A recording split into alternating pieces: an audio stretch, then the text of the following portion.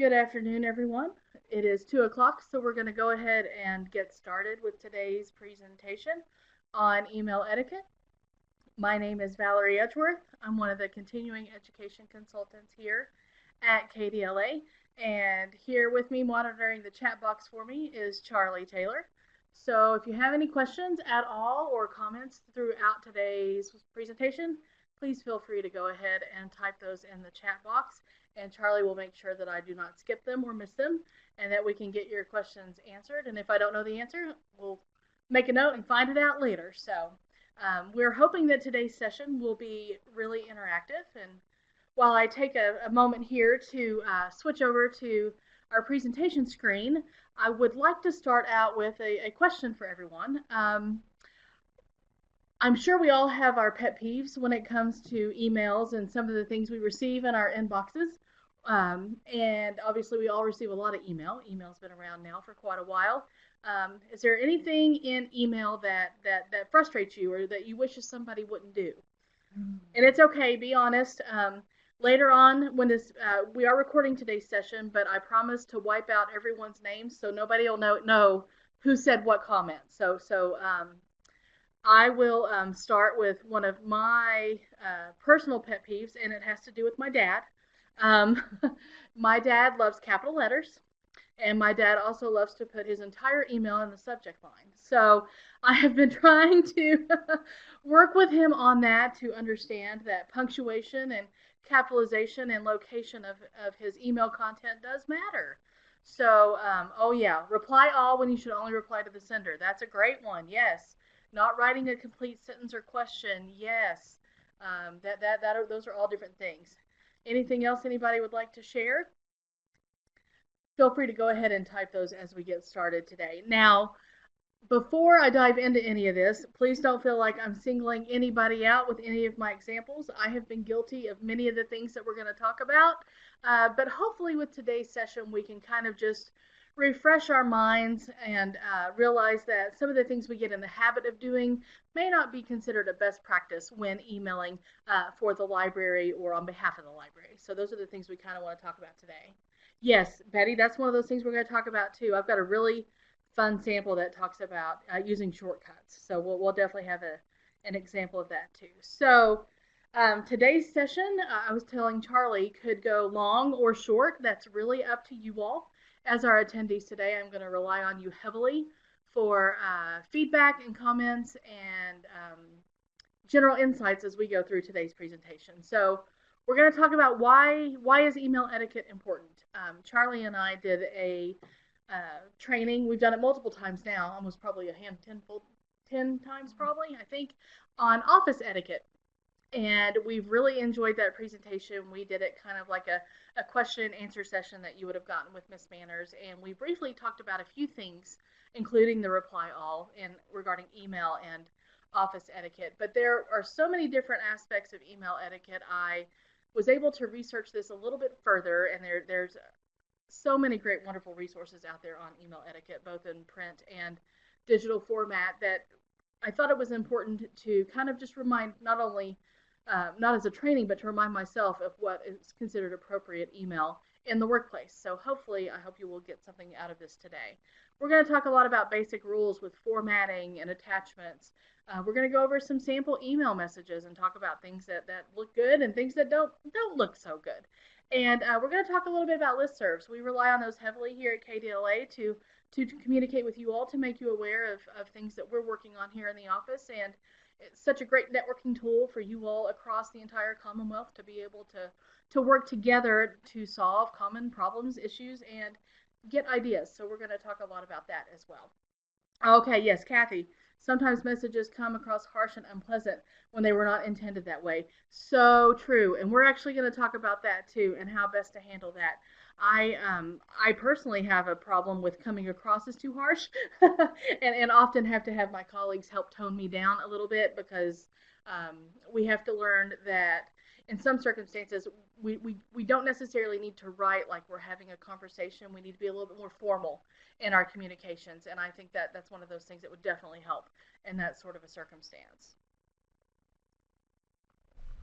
So I'm grateful you all signed up to attend today's session, and I want to ask you, why is email etiquette important?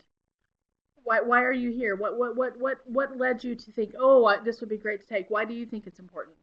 I've got a couple things on here for me, and just in general terms of it is definitely part of good communication, part of succeeding on the job. It definitely helps leave a good impression, especially if it's a first impression. If you're considering applying for a job, their first correspondence with you may be via email, and you're also just more likely to receive a response when you are nice in your communication. So it's all very, very important. And I love the fact I'm seeing multiple attendees type. So we're going to take a moment here and review some of those and talk about them. If you want to improve the chance that the communication goes across the way you intended it, yes, most definitely. It's just fast. Yes, email is still a very quick way to get in contact with someone. It may not be a quick way to get a response, contingent upon the person. And we're going to talk about how there may be a few things you could do to help increase a quicker response if necessary. There are some appropriate ways to do that, not just read me now, but we'll talk about some actual good formal language that you can use. Um, Email is part of our daily lives. It's not going anywhere. Um, uh, I'll be honest with you. One of my favorite movies ever is Back to the Future. And they thought faxing was going to be the way of the future, and it's turned out it's email. And how interesting is that? I mean, we still use our fax machines from time to time, but email is just such a huge way that we are able to reach a mass audience very quickly, regardless of where you are in the world, at our fingertips. So it's a very, very highly important part of our day-to-day jobs, and we want to make sure that we're doing well with it. So while Bobby and Paula are still writing, take your time. I'm curious to see what you got here. I am going to move forward and keep those comments and questions coming. Okay, professional image. Yes, Bobby, definitely. Networking too. Creating partnerships makes a statement about you and your library. I think next time I'm just going to have Bobby come in and talk with me. That covers a lot of the things we're going to talk about today. Thank you. Um, Connecting programs, presenters. Yes, Paula, very important when you're dealing with outside presenters to have a good formal email in place to be able to communicate with them and the most appropriate manner. Yes, and Joan, it's definitely an easy and inexpensive way to send documents, etc. And we are going to talk about attachments too as we go on. So here at the beginning, we are going to talk about some of the basic rules of email communication. Charlie and I were talking about this morning. This is one of our favorite graphics to use because there's many different things we could get out of this. She looks a little overwhelmed. She looks a little concerned. She looks like she may not be able to know how to respond. And Kathy, that first point that you mentioned is the first thing that we're going to talk about. Direct language can sound harsher in emails than in person. And there's a few different ways that we can try to take that harshness out of our emails, and that is to use proper written language, not our spoken language. Because again, when we are having a verbal conversation with an individual, be it a colleague, a library patron, or someone even on the phone, you can hear their tone. You can hear how quickly or how slowly they are talking with you, and you don't have any of that when you are dealing with just words on a page. So in making sure that we use more proper written language, and I'm going to show you some examples here shortly, we can hopefully sound less harsh in some of our emails. Do not assume that a reader will get a joke or understand sarcasm.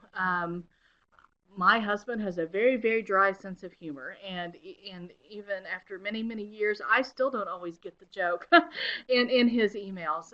So a lot of times he will put joke in parentheses or haha or something like that, which again, an informal setting between the two of us, that's just fine.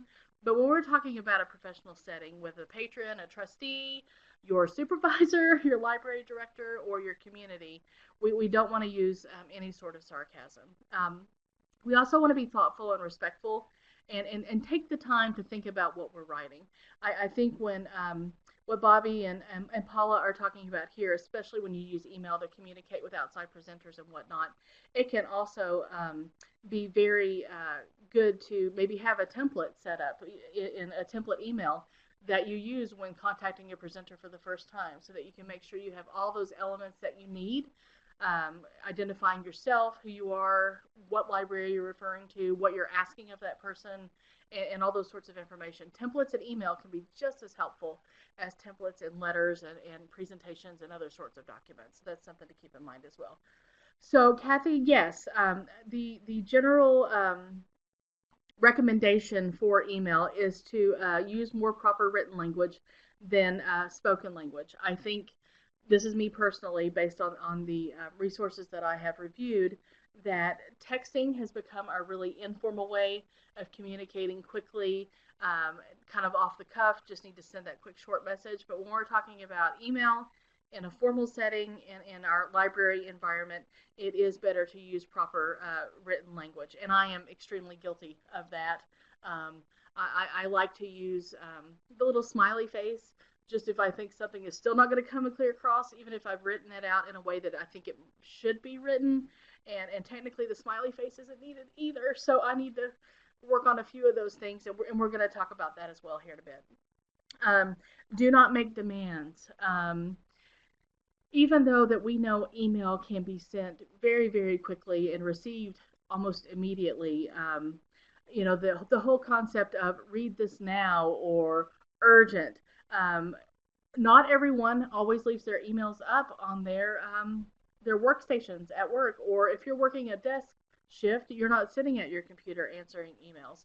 So if something is urgent, a literal office fire needs to be put out, somebody needs a response very quickly, email's not the way to go about that. That needs to be done in a face-to-face communication setting or via a telephone call. So just because you send email immediately and you respond immediately doesn't mean that all your receivers are responding to email immediately as well. And that's something you need to be considerate of. You don't want to just send an email and then walk across the building and say, hey, did you read my email yet? That's kind of not the concept of email. If you're needing an immediate response, we need to do a face-to-face or a verbal communication of some sort. So also just choose your words carefully. Again, direct language can just sound really, really harsh, and we really don't want that to come across that way. And sometimes we don't mean it, but things can just get interpreted that way, and then a conversation can spiral pretty quickly. So we're going to talk about a few things that will hopefully maybe help us to avoid that situation in the future. Here's another thing that comes in real handy, just a few more tidbits on the basic rules of email communication. Assume everything that you write is public. Again, that relates to our listservs directly. Listservs are part of that public document and could be considered a public document if requested. You want to try to avoid talking about other people in an email message. Now, if you're talking about working with your director on this project and it's all on the up and up and it's related to your position in the library, that's fine. What this is more referring to is just kind of that gossip, that office talk that really shouldn't be written down. Yeah, and Carolina, emails from work can be considered legally binding. That's absolutely right. So and along with that goes the proper retention of your emails in the library. And we have, there are local records retention policies as well as state government ones related to electronic communications such as emails. And those are all binding as well, especially when you're using your work email address. So keep that in mind. Use proper grammar and sentence structure. I am so quick sometimes to send out an email, and then once I hit send, oh, there's the typo.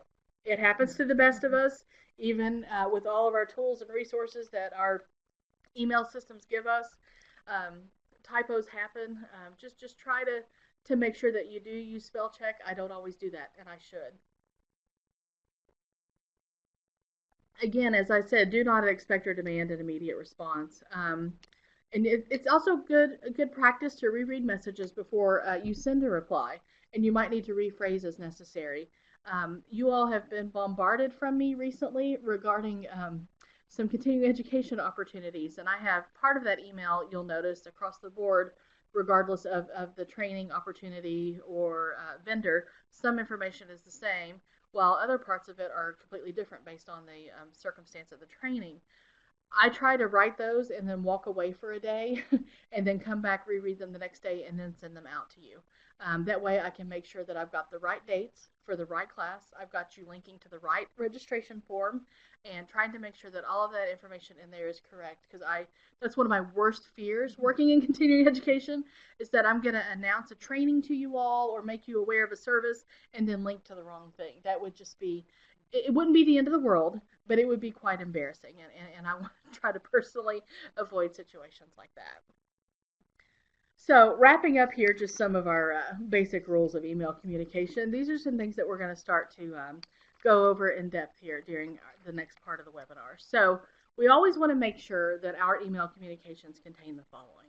We want to have not just a subject line, but a proper subject line, and we're going to define that. We're going to talk about greetings, greetings that are appropriate to use and greetings that are not appropriate to use. We're going to talk about how to include an intro in case you need to introduce yourself to the person you're emailing, how to phrase your request, your closing remarks, and your signature line as well. So before we dive into the different parts of our email, are there any questions about any of the basic rules or comments or situations you'd like to share?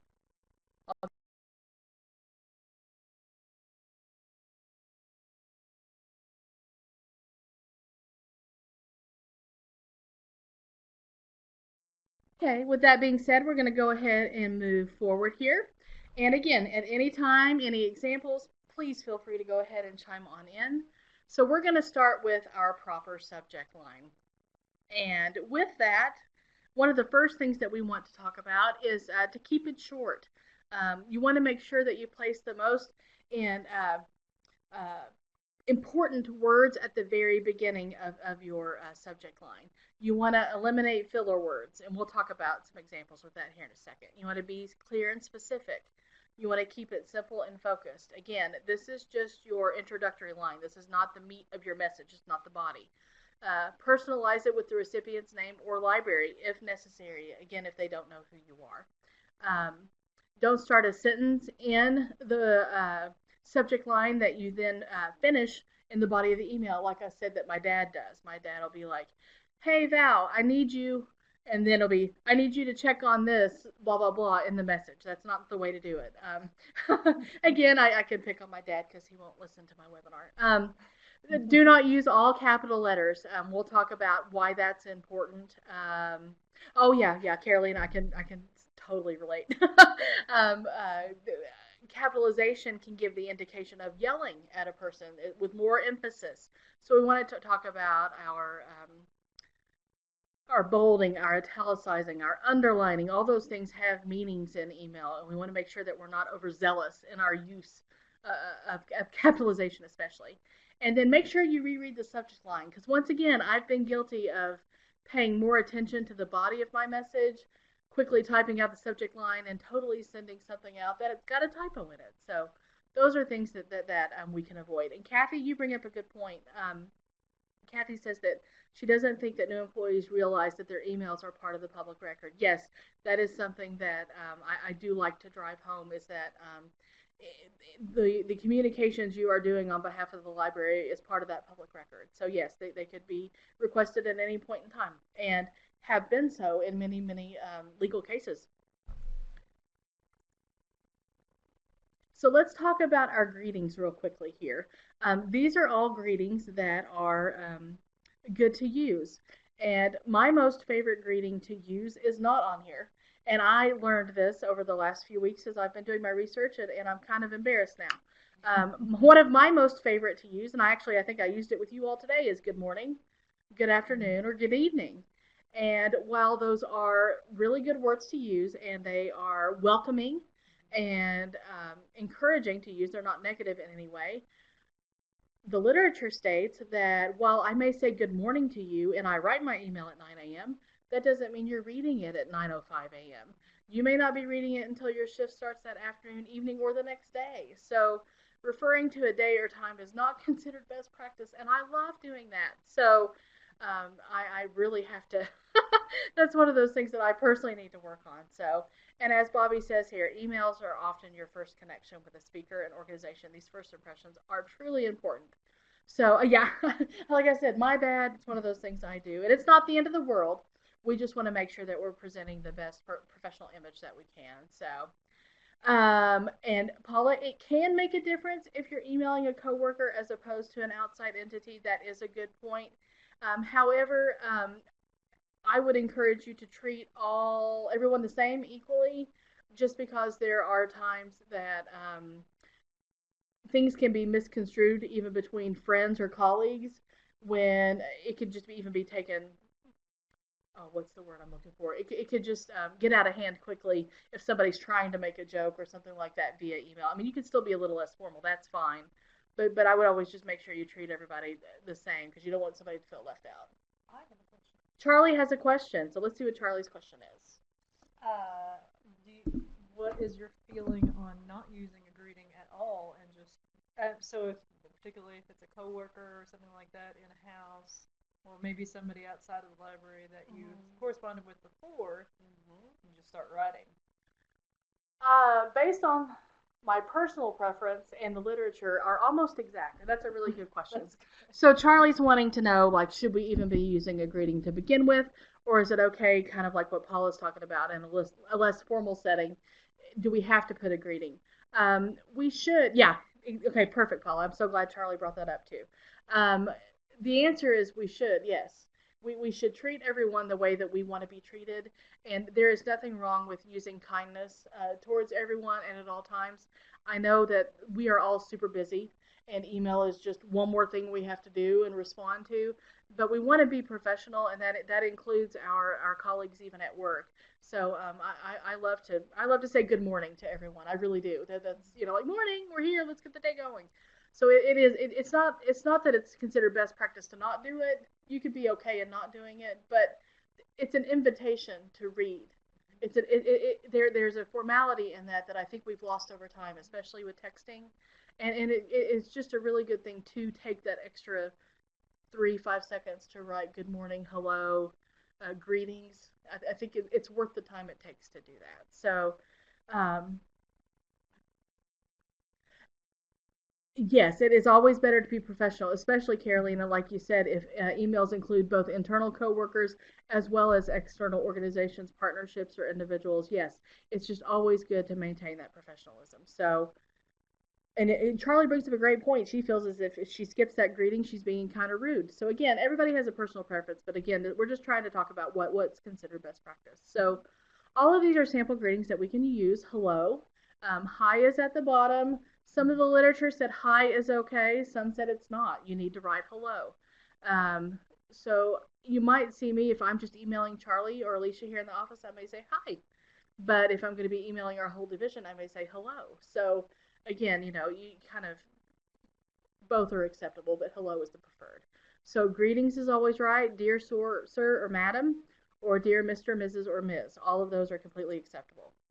So on the flip side here, and there are many, many more greetings that we can talk about. I just wanted to put kind of like the top five that are considered to be the best professional to use, as well as the low five that you should not be using. To whom it may concern.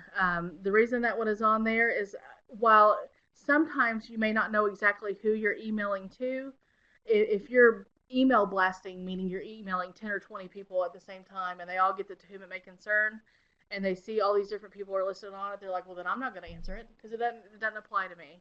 So, all. I've been guilty of this too. I think the all expression comes from frustration sometimes, like, I'm tired of talking to everybody, but I got one more thing to say. So all, please read. That's not going to go over very well either. Um, and while Happy Friday and Hey are okay to use, it's not really best practice. Again, we if somebody were to request all my emails here from a certain time period or related to a subject, everything just says, "Hey, Happy Friday," or "Hey, Happy Tuesday." It's like, are they just worried about the workday being over? It's just not considered the best way to communicate. And I've never seen yo on an email, but a lot of people had that on there. So that was one of those, and I'm like, I don't think I've ever seen that. But we need to realize, yeah, not since the 90s. But it's not texting. And again, I think our emailing has gotten a lot more lax over the years as we've texted more. So our email a lot of the times is starting to mimic our text, and we have to remember they're two different things. And again, the email we're talking about today is on behalf of the library, so on and so forth. Be professional. Any questions about greetings or subject lines? So if there are, feel free to go ahead and type those in the chat box. And for now, we're going to go ahead and move on to introductions. Um, These are three different introductions that you can use. I've always kind of felt silly personally when I start an email out, hello, my name is Valerie Edgeworth, and I am a continuing education consultant at the Kentucky Department for Libraries and Archives. And while it's a mouthful to say and while it's a mouthful to write, it is considered one of the best formal introductions to give, especially if I am emailing someone I may have only met at a conference or emailing someone I don't know. So I've included three different examples here that all could be considered appropriate introductions. My name is, and I'm the library director at, or I'm a Kentucky Public Library employee, or I too work in continuing education. So that last one could be maybe someone who works in the continuing education field outside of Kentucky, but is contacting me, or I'm contacting them wanting to know about a service or something they provide that may be beneficial to me. So again, you want to state who you are, what you do, and why you are reaching out to this person. So again, a library director could be contacting us for certification information. A new public library employee was like, my director told me to reach out to you regarding certification, or somebody reaching out to me within my field as well. Introductions are great. So once I've introduced myself, I am going to work on requests. Now these are what I consider to be, some of these are real examples from here as to what to do and what not to do, and some I've made up, and I'm not going to tell you which is which. But these are some of the requests that I get in the office. I'm working on my annual summation, and I have a question about how to add up the contact hours for the KPLA conference. That's exactly what I need to know, that what they're working on, and that what the question is regarding the KPLA conference, how to add up the contact hours. Here's another one. I recently watched the archived webinar on the basics of Kentucky Public Library certification, and I have a few questions regarding initial certification. So again, that tells me that, okay, they've watched the webinar, so we'll start with what questions they have on that, and then we'll kind of go from there. Another email request that I might get on a regular basis. I attended the E-Rate for Everyone webinar last week, but have not received my certificate of attendance yet. So again, all of these requests are very specific. They tell me exactly what it is that they need, and makes it very easy for me to be able to reply to them. We're going to talk about some sample emails here in a bit that's going to show you what I don't know what to do, or who you are, or how to reply. So these are all really good examples currently. So closing remarks are just as important as that greeting. You want to take the time to say thank you, thanks, thank you in advance. That one is one that has really made a comeback here, especially in the last couple of years. Personally, I think that's because the sheer volume of email that we receive, people are kind of adding that thank you in advance. I really am in need of this information. I appreciate you taking the time to reply to my email message, or thank you so much for your time. All of those are considered good closing remarks. And just as Paula and Charlie were talking about with those greetings, your closing remark is just as important. Again, it's one of those things that's not going to take you more than 5 or 10 seconds unless you're like me and I misspell my last name. And I like to put the E in front of the I when I'm typing very, very quickly. But make sure you do spell it correctly. But just because you may include a signature line, which we're going to talk about here in a second, you do want to take the time to personalize that message. Your signature line is just there for your contact information. It's just there as a courtesy and not in relation to the message itself. So moving on to the signature line, which I changed mine this morning from something I learned in my research, and I was a little embarrassed. Your signature line, how many of you use a signature line in your email? We do here at KDLA. It's considered a good practice too. It allows you to link to services. It may have your website on there. It could link to your social media icons. Okay, perfect. Looks like everybody is doing that. The one thing that I was doing wrong, considered to the recommendations of best practice, is I included my email address. I have always had my email address in my email signature, and while when email was first coming out, it was considered best practice then to include your email address. Most everyone knows now, and our systems are robust enough that they save our contacts, that when you hit reply, the email address is already there that you're replying to. So it's considered best practice to leave your email signature at 3 to 4 lines. You can state your name, the title and or company or library that you work with, your phone number and or website. A lot of times this may be dependent upon how you prefer they reach out to you. Some people intentionally leave their phone number off, or you may not put your direct extension. It may just be the library contact phone number, and that's fine too. And then your social media icons. All of these things are extremely important to include in your email signature. And I am so happy to hear that you all do these things. So, I don't think this has happened to anybody, right? Hint, hint, sarcasm, wink, wink. If you receive a confusing or unclear email message, what do we do? What should you do? What do you all think? Best practice states that we should give the writer the benefit of the doubt. We could definitely ask for clarification, either via a reply or in person. Sometimes it might require some face-to-face conversation or phone conversation. And you may need to suggest discussing the matter in person. Because again, we all have good intentions in our communications, including our email, and sometimes things just don't come across that right. Ask someone else to read the email and get their take on it. Yes, that's another good thing that you could do and say, I'm not sure if I'm reading this right.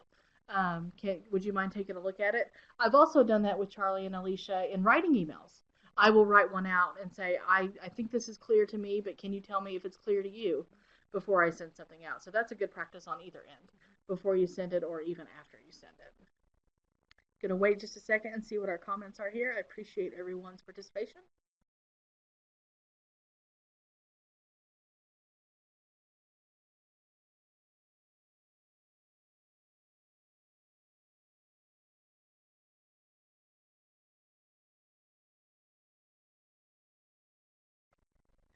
And while you all are typing, I do want to go ahead and move on to our next slide because I am going to ask for feedback on this sample email message. Joan, this is so important. Uh, yes. Okay, that's a great, yeah. That anytime that there is an accessibility concern, that's good to know. Perfect. Yeah, Kathy usually call the person. Yeah. So this was a sample email message that I found online related to um, multiple things that can happen in emails. So if you all don't mind taking a minute, let's read through this email and tell me the things that you see wrong. We've already talked about a few of these pet peeves, like with using the letter instead of spelling the word out and things of that nature. And Charlie's absolutely right. It is so important to give people the benefit of the doubt. Move on with your day. Everything is wrong. I don't even read it. I felt the same way. We've got our spell check problem here. Our madman instead of madam. Please, the PLZ. You will love it, LUV. All capital letters. The smiley face. Um, when you're finished, pass it along to 30 other people. Charlie and I talk about this in depth in our office etiquette that you don't want to be replying all, or if you forward this message, the good things are going to happen. Yeah. Fish me. Yes, in this day and age, it could be considered a phishing scam. So, again, there are a lot of good things to not do in this. That's right, Outer Mongolia. Yes. We were talking about in the office this morning how if we use our voice dictation on our phones, and how this email even kind of looked as if it could have been voice dictated without somebody typing, and could really just wreak a lot of havoc. So yes, yeah, it does look like at this point, and with all of our experiences with email and having used it for several years now, it does look really. We would probably think this was a spam email. So moving along. Um, I kid you not. This is an email that I have gotten recently, and this is all it says is, how do I get credit for the webinar I attended? This is not meant to be negative towards anybody or anything. I just want to help you understand the elements that we need in a message in order to help you figure out how to get credit for the webinar you attended. We need to know the name of the webinar. We need to know if it was a webinar that we provided here at KDLA, or was it a third-party webinar that we just provide information for on our continuing education calendar. I need to know your name. It could also be helpful for me to know which library you work in. That way, we have the state divided between Charlie and Alicia and I for continuing education needs. And so sometimes depending upon if it's an answer we can answer real quick, we answer anybody's questions. But a lot of times we have to pass it on to the person who's over that county because they may have some additional information that could be helpful. So um, it can be really hard. We need to make sure that we're getting asked what webinar I attended, if you know the date, or let us know that you watch it archived, because that makes a big difference on our response. If you watch the archived version of a KDLA webinar, you do not get a certificate of attendance, and it's an entirely different process. So again, please don't assume anything when you're writing an email to anyone. You want to make sure that you provide the most information possible that you can. So here is a sample message that I have used. I've changed things up just a little bit, but this is kind of an example of a good sample email reaching out to someone. My name is Valerie, and I'm the outreach librarian at the Walton County Public Library. I started in this position 2 months ago, and my director has asked that I contact you regarding certification. I have a few questions for you about certification, as I am unsure where to begin. Any insights that you can provide regarding the certification process will be greatly appreciated. Looking forward to your reply. Thank you, Valerie. Believe it or not, there's more than one Valerie out there in public library land. So um, I like this message for many different reasons. It tells me who is emailing me. It tells me what position they work in, which again, in the certification world, can help us determine what level of certification you're going to need. It tells me which library system they work with. So if the Walton County system was one of Charlie's libraries, I would reply to this person and say, thank you for contacting me. Charlie Taylor currently works with the Walton County Public Library staff. I am forwarding you her message. You should hear from her shortly. It tells us that she's just started at the library, that she has a few questions regarding certification, and any information that we could gather together for her would be most appreciated. So again, it may seem like it takes too much time to type this out, but I can guarantee you the more information you include in your email, the better response you're going to get. So it also shows that you care about what you're doing, that you're taking the time to write things out, and it is hopeful that most people will reciprocate in the same way, that they will take the time on their reply, providing all the information that you need. Any questions about those samples? Any examples? Anything funny y'all want to share? I'm sure you all get some fun emails out there in library land. If not, I'm happy to move right on. Again, don't hesitate to type in at any point in time. I want to talk a little bit about general formatting. And one of the things I wanted to specifically talk about is setting up an email address. While we all have, the majority of us out there have professional email addresses, if you're looking for new employment, you may not use your library email. You may use your personal email account. And so this was something I wanted to kind of reiterate. I have not seen this first email address. I like to partay, but I have seen some of the similar setup. If you're looking for employment or passing out your resume to potential employers, while it may seem logical that you wouldn't use an email address, you would be surprised at some of the email addresses I have seen out there in my 15-year career in libraries and archives. So that's not a very good idea if you're putting that on your resume. It's good to absolutely, Carolina. I'm not going to tell you what my email address was when I was 15, because it references the Flintstones and a nickname I had growing up as a kid. So absolutely, you hit the nail on the head. The email address we had when we were 15 was not necessarily appropriate for today. These other three ones that I have mentioned here are all appropriate. Thomas B has the first name included. First name dot last name is a really good thing to do. It's considered best practice, especially in a lot of government settings. All of our email addresses are that way, first name dot last name. A lot of organizations also just use first initial and last name for email addresses, and that is just as good as well.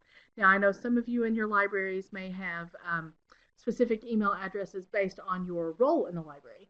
It could be director at so-and-so library or cataloger at so-and-so library. And there's a couple of reasons why institutions do that. Again, that email address may end up being used by multiple people, or it can be passed on to someone once they leave that current position.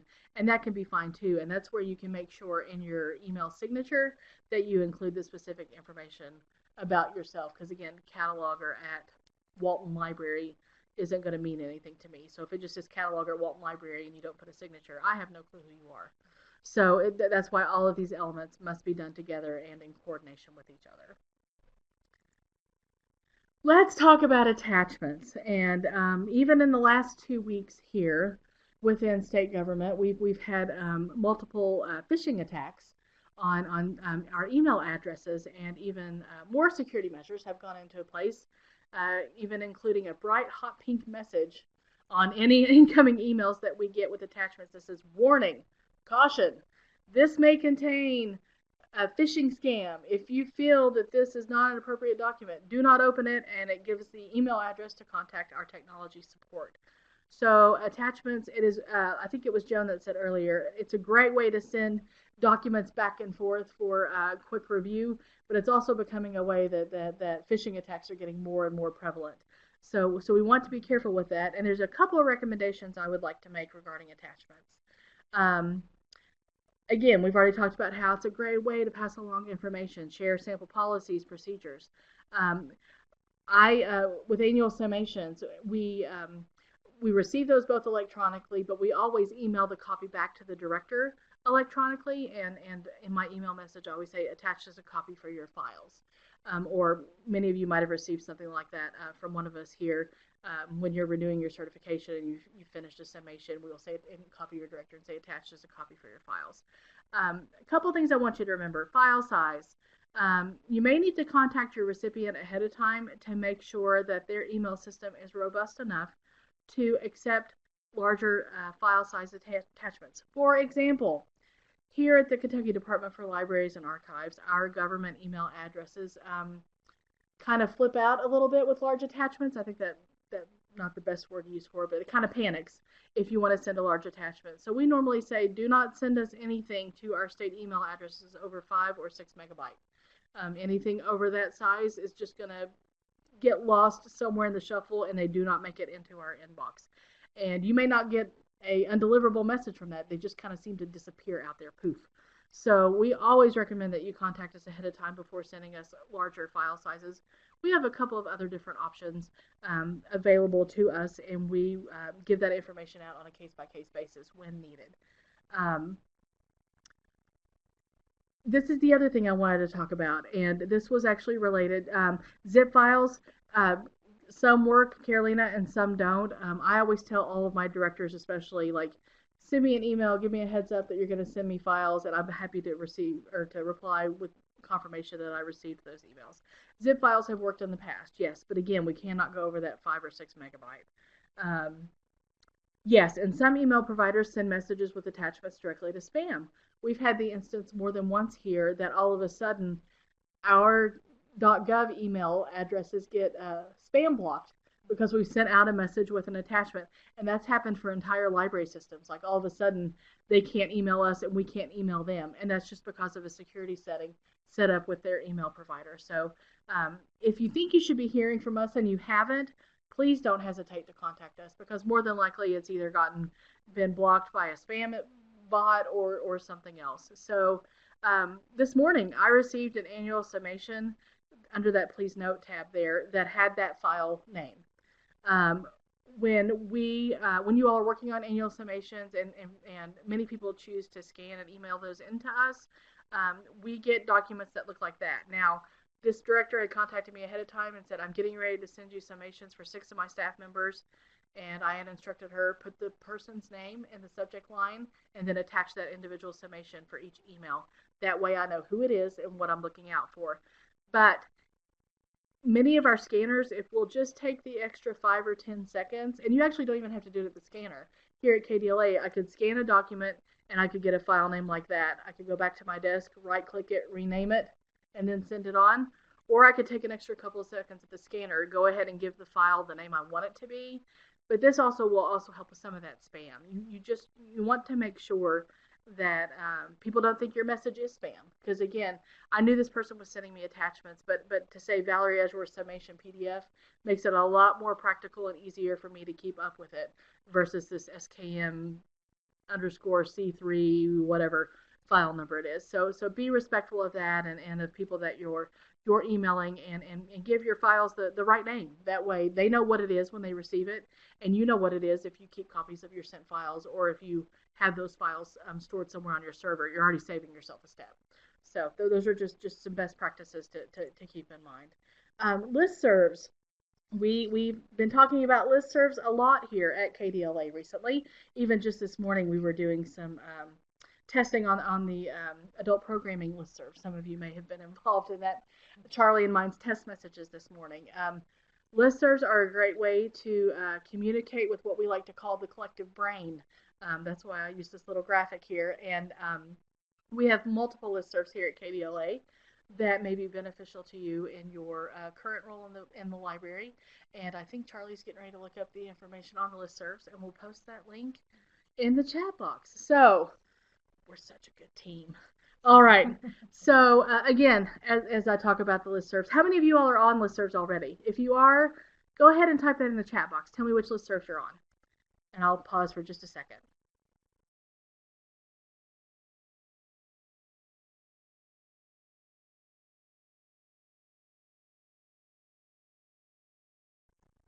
Also, if there's something you like about the listserv, tell me what it is that you like.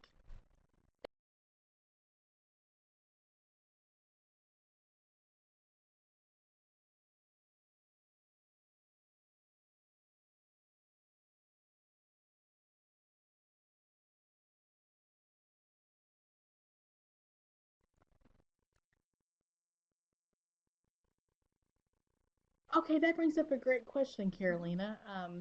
Uh, doesn't matter if you're currently employed by a library or not. You can go ahead where you are a librarian in the state and you are participating in the certification program. You could go ahead and sign up if there's a Charlie just put the link there to the list of our listservs. But we have a children's and young adults listserv. We have a technology related listserv. We have an outreach, bookmobile and outreach related listserv. We have adult programming listserv. The directors listserv, which is for directors and some assistant directors. And then the trustees actually have a separate listserv. So if you feel that you could benefit from any of those, probably sans the director's one or the trustee one, you are more than welcome to go ahead and sign up for those. So again, this collective brain trust, we have surveyed you all yearly, almost on a multiple times during the year basis. And when we talk about communications and how you like to hear from us on upcoming events and programmings and things that we have going on, overwhelmingly the majority want to hear the information via the listservs. So that's why they play such a dominant role in how we communicate with each of you. Again, that collective brain trust.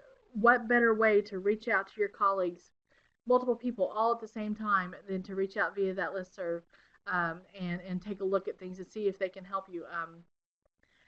The conversations that come about on those listservs are wonderful. We see programming ideas, we see sample policies, we have issues of I'm dealing with this in my library, and so another library will say, well, we have dealt with this. Let me contact you and tell you what we did. It's a great way to communicate. Listservs are a great way to manage different people in different positions, and you can sort it by audience. One of the things you have to watch about a listserv, and again, this morning we asked for feedback. Reply to sender versus reply all. And I remember one of you did mention this this morning. There are times that it is relevant to go ahead and reply all to the entire listserv, as more than one person may say, oh, I'm interested in this information as well.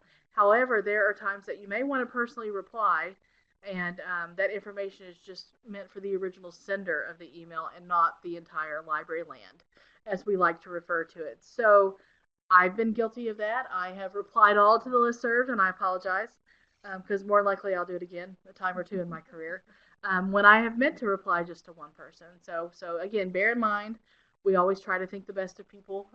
There may be a reason they're replying all. So just move on with your day, at that point. But listservs are great, and we're very lucky to have a very active and robust listserv system. So again, Charlie has provided that link there in the chat box. So definitely plan to take a look at that. So I have a little closing comment here, and this rings true. Email came about when I was a junior in college.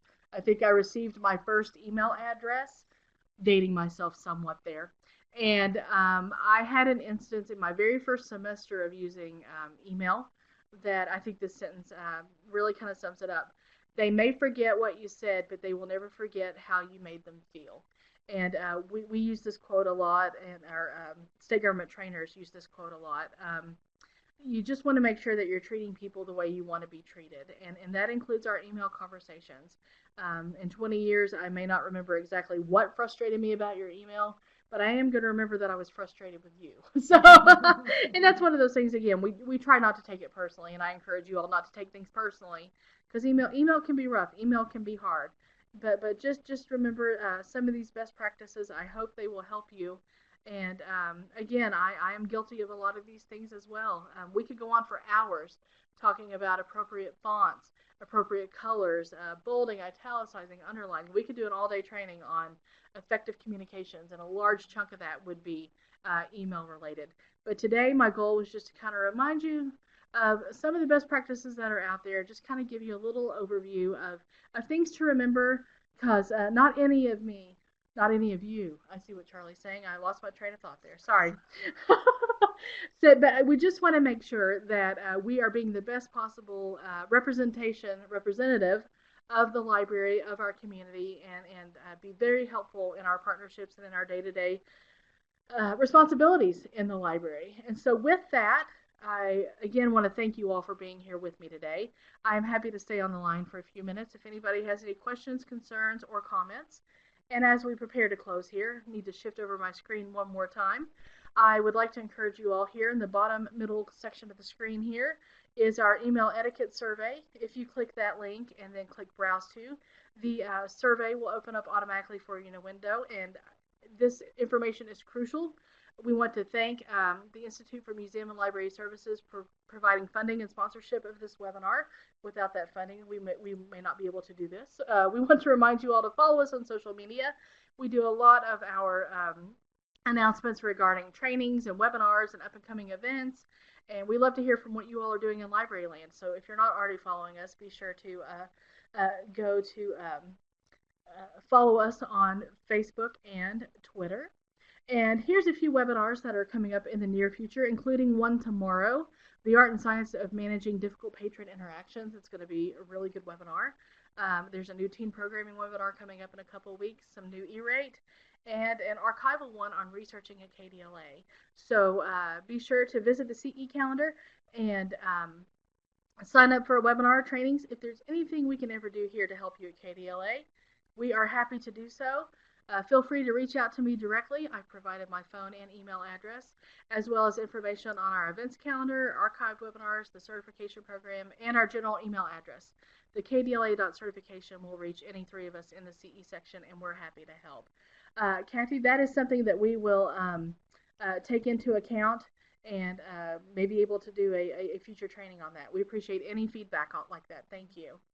Again, I'll be happy to hang out here for a few minutes. Thank you all so much for attending and participating today. I really appreciate it, and have a good rest of the day.